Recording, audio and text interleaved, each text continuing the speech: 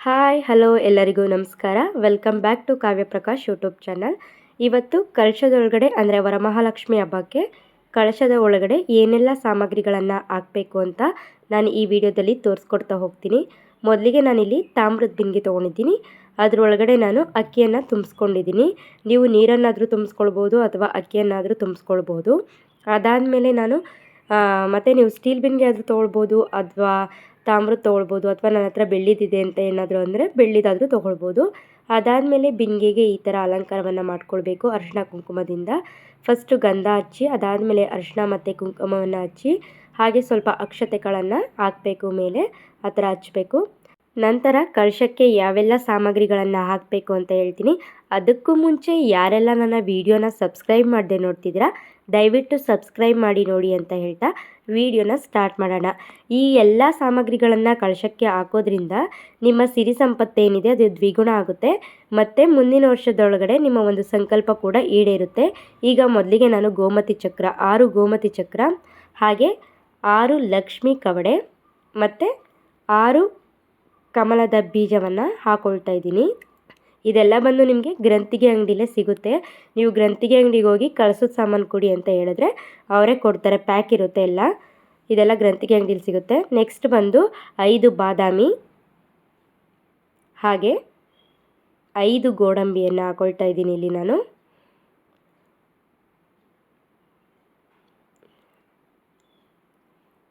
ನಂತರ 5 ದ್ರಾಕ್ಷಿಯನ್ನು ಇಲ್ಲಿ ನಾನು ಹಾಕೊಳ್ತಾ ಇದ್ದೀನಿ. ಹಾಗೆ 1 ಖರ್ಜೂರವನ್ನು ಇಲ್ಲಿ ನಾನು ಹಾಕೊಳ್ತಾ ಇದ್ದೀನಿ.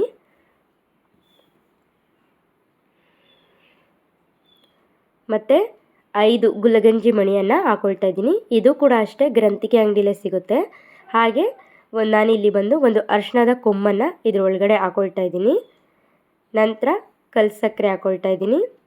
ಅದಾದಮೇಲೆ ಒಂದು ಗೋಟಡಿಕೆಯನ್ನು ಹಾಕೊಳ್ತಾ ಇದ್ದೀನಿ, ಅಂದರೆ ಗುಂಡಡಿಕೆಯನ್ನು ಇಲ್ಲಿ ಹಾಕೊಳ್ತಾ ಇದ್ದೀನಿ. ಇದು ಕೂಡ ಗ್ರಂಥಿಗೆ ಅಂಗಡಿಲೇ ಸಿಗುತ್ತೆ. ಹಾಗೆ ಒಂದು 5 ಏಲಕ್ಕಿಯನ್ನು ಹಾಕೊಳ್ತಾ ಇದ್ದೀನಿ ಮತ್ತು 5 ಲವಂಗವನ್ನು ಹಾಕೊಳ್ತಾ ಇದ್ದೀನಿ.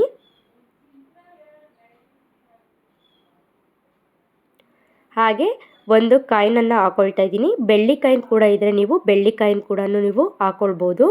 ಅದಾದಮೇಲೆ ನಿಮ್ಮ ಹತ್ರ ಯಾವುದಾದ್ರೂ ಬೆಳ್ಳಿ ವಸ್ತು ಹೊಸದು ಹಾಗೆ ಚಿನ್ನದ ವಸ್ತು ಯಾವುದಾದ್ರೂ ಇದ್ದರೆ ಅದೆರಡೂ ಕೂಡ ಹಾಕ್ಕೊಳ್ಬೇಕಾಗುತ್ತೆ. ನಾನಿಲ್ಲಿ ಎರಡೂ ಹಾಕ್ಕೊಳ್ತಾ ಇದ್ದೀನಿ. ಅದಾದಮೇಲೆ ಸ್ವಲ್ಪ ಅರಿಶಿಣವನ್ನು ಹಾಕ್ಕೊಳ್ತಾ ಇದ್ದೀನಿ. ಹಾಗೆ ಸ್ವಲ್ಪ ಕುಂಕುಮವನ್ನು ಹಾಕ್ಕೊಳ್ತಾ ಇದ್ದೀನಿ.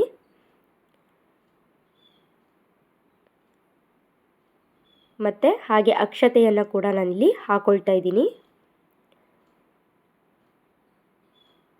ಅದಾದಮೇಲೆ ಇದು ಕೂಡ ಅಷ್ಟೇ ಗ್ರಂಥಿಗೆ ಅಂಗಡಿಲೇ ಸಿಗುತ್ತೆ. ಲಾವಂಚ ಬೇರು ಕೊಡಿ ಅಂದರೆ ಕೊಡ್ತಾರೆ. ಇಲ್ಲಿ ನಾನು ಲಾವಂಚ ಬೇರು ಕೂಡ ಹಾಕ್ಕೊಳ್ತಾ ಇದ್ದೀನಿ. ಅದಾದಮೇಲೆ ಇದು ಜಾವದು ಪೌಡ್ರ್ ಅಂತ, ಇದು ಕೂಡ ಅಷ್ಟೇ ಗ್ರಂಥಿಗೆ ಅಂಗಡಿಲೇ ಸಿಗುತ್ತೆ. ಜಾವದು ಪೌಡ್ರು ಕೊಡಿ ಅಂದರೆ ಕೊಡ್ತಾರೆ. ಇದನ್ನು ಕೂಡ ಅಷ್ಟೇ ಒಂದು 2 ಚಿಟಿಕೆ 2-3 ಚಿಟಿಕೆಯಷ್ಟು ಹಾಕ್ಕೊಳ್ತಾ ಇದ್ದೀನಿ. ತುಂಬ ಘಮ ಘಮ ಅನ್ನುತ್ತೆ, ಇದು ಪರಿಮಳ ಚೆನ್ನಾಗಿದೆ ಇದು. ಹಾಗೆ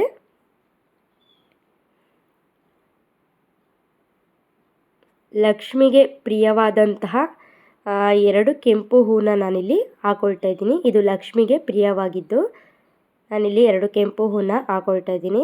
ನಂತರ ಎಲ್ಲ ಹಾಕ್ಕೊಂಡಾದ್ಮೇಲೆ ಕಳಶದ ಮೇಲೆ ಕೈ ಇಟ್ಟು ನೀವು ಏನು ಸಂಕಲ್ಪ ಮಾಡ್ಕೊಳ್ತೀರಾ ಅದನ್ನು ಮಾಡ್ಕೊಳ್ಬೇಕಾಗುತ್ತೆ. ಹಾಗೆ ನಿಮ್ಮ ಕೋರಿಕೆ ಏನಿರುತ್ತೆ ಅದನ್ನು ನೀವಿಲ್ಲಿ ಸಂಕಲ್ಪವನ್ನು ಮಾಡ್ಕೊಳ್ಬೇಕಾಗುತ್ತೆ. ಹೀಗೆ ಮಾಡೋದ್ರಿಂದ ಮುಂದಿನ ವರಮಹಾಲಕ್ಷ್ಮಿ ಹಬ್ಬ ಬರೋದ್ರೊಳಗಡೆ ನಿಮ್ಮ ಸಿರಿ ಸಂಪತ್ತು ಹಾಗೆ ನೀವು ಮಾಡ್ಕೊಂಡಿರ್ತಕ್ಕಂತಹ ಸಂಕಲ್ಪ ಕೂಡ ಈಡೇರುತ್ತೆ. ಅದಾದಮೇಲೆ ಸಂಕಲ್ಪ ಎಲ್ಲ ಮಾಡ್ಕೊಂಡಾದ್ಮೇಲೆ ಕಳಶಕ್ಕೆ ನಮಸ್ಕಾರವನ್ನು ಮಾಡ್ಕೊಳ್ಬೇಕಾಗುತ್ತೆ. ಇದೆಲ್ಲ ಬಂದು ಕಳಶಕ್ಕೆ ಹಾಕುವಂತಹ ವಸ್ತುಗಳು. ತಮ್ಮೆಲ್ರಿಗೂ ಈ ಮಾಹಿತಿ ಮತ್ತು ಈ ವಿಡಿಯೋ ಇಷ್ಟ ಆಗಿದರೆ ಪ್ಲೀಸ್ ಒಂದು ಲೈಕ್, ಶೇರ್, ಕಮೆಂಟ್ ಮಾಡಿ. ಹಾಗೆ ಮರಿದೇ ಸಬ್ಸ್ಕ್ರೈಬ್ ಮಾಡಿ.